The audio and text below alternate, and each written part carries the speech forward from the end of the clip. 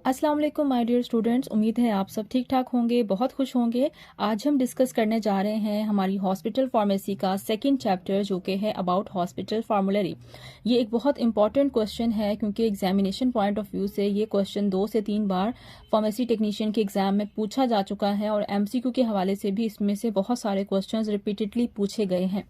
सो आज के लेक्चर में हम देखेंगे कि हॉस्पिटल फार्मूलरी क्या होती है, इसके क्या क्या पॉइंट्स या क्या क्या कंटेंट्स होते हैं और इस फार्मूलरी को बनाने का क्या फ़ायदा होता है और इसके डिसएडवांटेजेस क्या क्या होते हैं। तो सबसे पहले बात करते हैं कि व्हाट इज़ फार्मूलरी। फार्मूलरी से मुराद होता है कोई भी एक ऐसा आपके पास बुकलेट या कोई भी ऐसे नोट्स जिसके अंदर किसी भी इदारे की या किसी भी चीज़ के मुतालिक कंप्लीट इंफॉर्मेशन मौजूद होती है, दैट इज़ कॉल्ड फार्मूलरी। ठीक है, तो हॉस्पिटल फार्मूलरी से मुराद है कि हॉस्पिटल के ऐसे नोट्स या हॉस्पिटल की ऐसी बुकलेट जिसमें हॉस्पिटल में मौजूद तमाम चीज़ों के बारे में कंप्लीट इन्फॉर्मेशन मौजूद होती है। इसको आप इस तरह से भी अंडरस्टैंड कर सकते हैं कि जब आप किसी भी इदारे में एडमिशन के लिए जाते हैं तो वहाँ पे आपको उस इदारे की प्रॉस्पेक्टिस दी जाती है। प्रॉस्पेक्टिस में बेसिकली क्या होता है, उसके अंदर उस इदारे में मौजूद जितने भी डिपार्टमेंट्स होते हैं उनको उन्होंने ऐड किया हुआ होता है, उन डिपार्टमेंट्स की पिक्चर्स लगाई हुई होती हैं। उसके अलावा उस इदारे में जो जो फैसिलिटीज़ होती हैं, फॉर एग्जांपल लाइब्रेरी है तो उसकी पिक्चर्स और उसकी इन्फॉर्मेशन होती है, जो उनका स्टाफ होता है उसकी इन्फॉर्मेशन होती है, इदारे के रूल्स एंड रेगुलेशंस लिखे हुए होते हैं। तो उस तमाम इदारे के मुतालिक इन्फॉर्मेशन उस फार्मूलरी के अंदर मौजूद होती है। इसी तरह से जो हॉस्पिटल फार्मूलरी है वो ऐसे आपके पास नोट्स होते हैं जिसमें हॉस्पिटल से रिलेटेड इंफॉर्मेशन मौजूद होती है और जो लोग हॉस्पिटल के अंदर काम करते हैं, जो मेडिकल स्टाफ हॉस्पिटल के अंदर मौजूद होता है, वो तमाम मेडिकल स्टाफ जो है उसको उस फार्मूलरी को रीड करना और इस फार्मूलरी के बारे में इंफॉर्मेशन होना ज़रूरी होता है। सो अगर हम डिफ़ाइन करें तो हम कह सकते हैं कि it is continuously revised compilation of pharmaceuticals, यानी ये एक ऐसी कंपाइलेशन है। कंपाइलेशन का मतलब होता है मजमुआ, चीज़ों को इकट्ठा किया हुआ होता है, इंफॉर्मेशन को इकट्ठा किया हुआ होता है और इस इंफॉर्मेशन को कॉन्टिन्यूसली रिवाइज्ड किया जा रहा होता है। यानी कि अगर हॉस्पिटल के अंदर कोई तब्दीली आएगी, कोई इन्फॉर्मेशन न्यू आएगी, कोई अपरेटस न्यू आएगा तो हम क्या करेंगे, उस चीज़ को, उस इन्फॉर्मेशन को अपनी फार्मूलरी के अंदर ऐड करते जाएंगे। तो हर साल फार्मूलरी के अंदर न्यू न्यू चीज़ें जो हैं वो ऐड होती जाती हैं और पुरानी या यूजलेस चीज़ों को उसके अंदर से निकाल दिया जाता है। सेम ऐसे ही जैसे आप किसी इदारे की प्रॉस्पेक्टिस बनाते हैं। ये कॉन्टीन्यूसली रिवाइज्ड कंपाइलेशन होती है फार्मास्यूटिकल्स की। इसमें फार्मेसी से मुतालिक, ड्रग्स से मुतालिक सारी इन्फॉर्मेशन जो है वो मौजूद होती है। It helps in the clinical judgement, और ये हमें क्लिनिक्स के अंदर या मेडिसिन को जज करने में, मेडिसिन को यूज़ करने में इंफॉर्मेशन प्रोवाइड करती है। अब ये फार्मूलरी कितने हिस्सों पे मुश्तमिल होती है और हर हिस्से के अंदर किस चीज़ के बारे में इंफॉर्मेशन मौजूद होती है, ये बहुत एक इम्पॉर्टेंट पॉइंट है इस फार्मूलरी का और इसमें से आपके बहुत सारे एमसीक्यूज़ पूछे जा सकते हैं। तो आपने याद रखना है कि हॉस्पिटल फार्मूलरी के 3 अज्जा होते हैं या 3 पार्ट्स होते हैं या 3 कंटेंट्स होते हैं। पार्ट नंबर 1, पार्ट नंबर 2 और पार्ट नंबर 3। जो इन्फॉर्मेशन पार्ट नंबर 1 में है उसको आपने पार्ट नंबर 1 में ही लिखना है, 2 वाली इन्फॉर्मेशन पार्ट नंबर 2 के अंदर ही लिखनी है और 3 वाली इन्फॉर्मेशन आपने पार्ट नंबर 3 के अंदर ही लिखनी है। अब जब आप फार्मूलरी को खोलते हैं तो उसके पार्ट नंबर 1 के अंदर बेसिकली हॉस्पिटल के जो भी रूल्स एंड रेगुलेशंस होते हैं, जो भी पॉलिसीज़ होती हैं, उसके बारे में कंप्लीट इन्फॉर्मेशन मौजूद होती है। अगर कोई उन रूल्स एंड रेगुलेशंस को फॉलो नहीं करेगा तो उस केस में उसको क्या क्या सज़ा हो सकती है, क्या जुर्माना हो सकता है, वो सारी की सारी इन्फॉर्मेशन कहाँ मौजूद होती है, हॉस्पिटल फार्मूलरी के पार्ट नंबर 1 में। तो ये आपसे पूछा जा सकता है। जो आप आगे की तरफ जाएंगे फार्मूलरी में तो आपके पास पार्ट नंबर 2 आएगा। उस पार्ट के अंदर आपके पास ड्रग लिस्ट मौजूद होती है। ड्रग लिस्ट से मुराद है कि उस पार्ट के अंदर मेंशन होता है कि हमारे हॉस्पिटल के अंदर कौन कौन सी मेडिसिन अवेलेबल हैं, ताकि जो भी डॉक्टर हैं या जो भी मेडिकल स्टाफ हैं उनको पता होना चाहिए, उनको इन्फॉर्मेशन होनी चाहिए कि हमारे हॉस्पिटल के अंदर ये मेडिसिन मौजूद हैं। उन मेडिसिन का मैकेनिज्म ऑफ एक्शन, उन मेडिसिन को कैसे इस्तेमाल करना है, उसका क्या यूज़ है, उसका क्या एडवर्स इफेक्ट है, वो कब बॉडी में इंजेक्ट करनी है, किस रूट से इंजेक्ट करनी है, इससे रिलेटेड तमाम इन्फॉर्मेशन जो है वो पार्ट नंबर 2 के अंदर मौजूद होती है। सो बेसिकली हम कह सकते हैं कि पार्ट नंबर 2 जो है वो ड्रग से रिलेटेड इन्फॉर्मेशन या मेडिसिन से रिलेटेड इन्फॉर्मेशन प्रोवाइड करता है।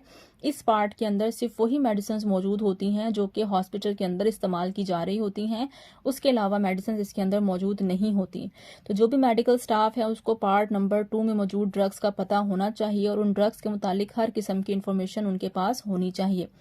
इससे फ़ायदा ये होता है कि अगर कोई नया एम्प्लॉय जो कि हॉस्पिटल के अंदर आता है, जिसकी हायरिंग होती है, अब हम हर एम्प्लॉय को अलग से बिठा के तो तमाम ड्रग्स के बारे में नहीं बता सकते, या तमाम इन्फॉर्मेशन या तमाम पॉलिसीज़ हम हर बंदे को अलग से जाके नहीं समझा सकते। तो हम क्या करते हैं, हम उनको फॉर्मूलरी पकड़ा देते हैं।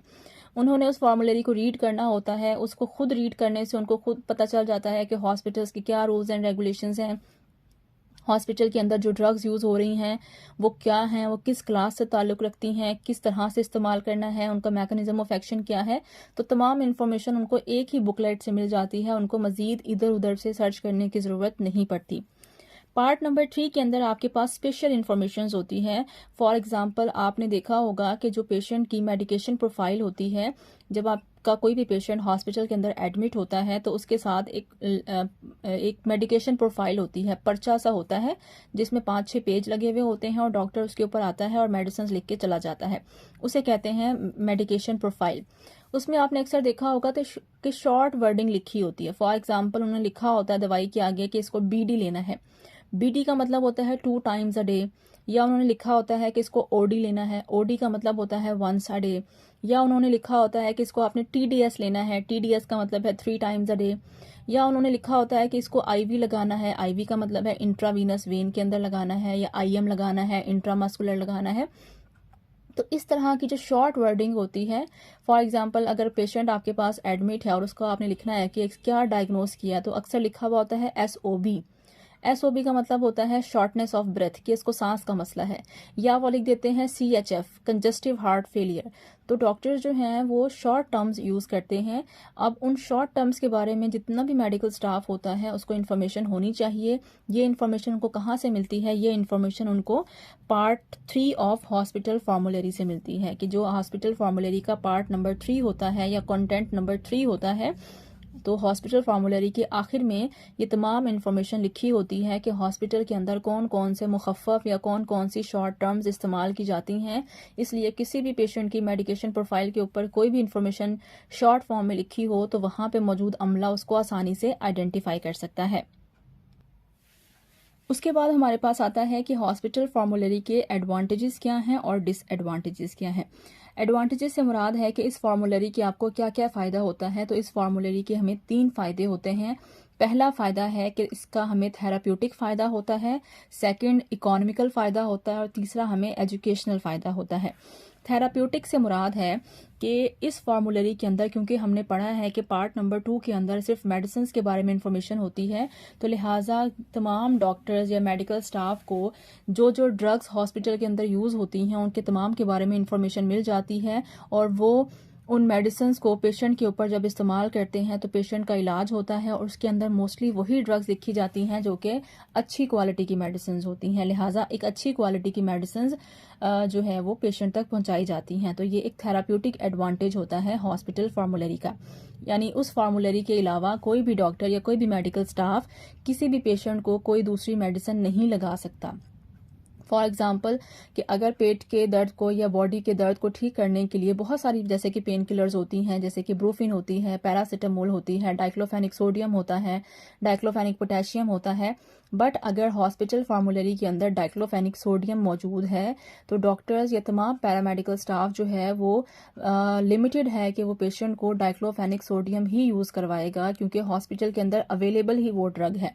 आप पैनाडोल या पैरासीटामोल इस्तेमाल नहीं करवा सकते क्योंकि पेशेंट को वो मेडिसिन हॉस्पिटल से नहीं मिलेगी। तो इसका फ़ायदा ये होता है कि आप फार्मासिस्ट आपके लिए एक अच्छी क्वालिटी की मेडिसिन परचेज करते हैं और वो अच्छी क्वालिटी की मेडिसिन तमाम पेशेंट को आसानी से पहुंचा दी जाती हैं। सो यहाँ हमने लिखा है कि this formulary provide advantage to the patient that only good quality drug are listed, कि जो आपकी फॉर्मूलरी है उसके अंदर सिर्फ वही मेडिसिन शॉर्ट लिस्ट की जाती हैं, उन्हीं मेडिसिन को खरीदा जाता है हॉस्पिटल के लिए जिनकी क्वालिटी अच्छी होती है। क्योंकि हॉस्पिटल फॉर्मूलरी में जो ड्रग का पोर्शन है वो फार्मासिस्ट सिलेक्ट करता है, और आपको पता है कि फार्मासिस्ट जो है वो ड्रग का आप कह सकते हैं किंग ऑफ मेडिसिन होता है, तो उसको मेडिसिन के बारे में कंप्लीट इन्फॉर्मेशन मौजूद होती है, इसलिए वो अच्छी क्वालिटी की मेडिसिन जो है वो परचेज करता है। तो इससे हमारे पेशेंट को क्या होता है, थेराप्यूटिक एडवांटेज होता है। सेकंड ये है कि इकोनॉमिकल एडवांटेज भी होता है। अब इकोनॉमिकल एडवांटेज इस तरह से होता है कि हॉस्पिटल फार्मासिस्ट जो होता है वो मुख्तलिफ कंपनीज के साथ कांटेक्ट करता है और देखता है कि एक ही जो मेडिसिन है या एक ही जो साल्ट है वो डिफरेंट कंपनीज बना रही हैं, उन कंपनीज में से कौन सी कंपनी ऐसी है जो मुझे अच्छे रेट पर अच्छी क्वालिटी की मेडिसिन प्रोवाइड करेगी। लिहाजा आपके पास 5-6 ऑप्शंस होते हैं, 5-6 कंपनीज होती हैं, और आपने क्योंकि जो स्टॉक होता है वो बल्क में परचेज करना होता है, तो मुख्तलिफ कंपनीज आपको अपनी अच्छी क्वालिटी की मेडिसिन जो है वो अच्छे रेट पे या कम रेट पे जो है प्रोवाइड करती हैं। उससे क्या होता है कि जी हॉस्पिटल का बजट जो है वो ख़राब नहीं होता और आप अपने बजट के अंदर रहते हुए अच्छी मेडिसिन पेशेंट को प्रिस्क्राइब कर सकते हैं। तो this formulary contain drugs that are effective at the low cost.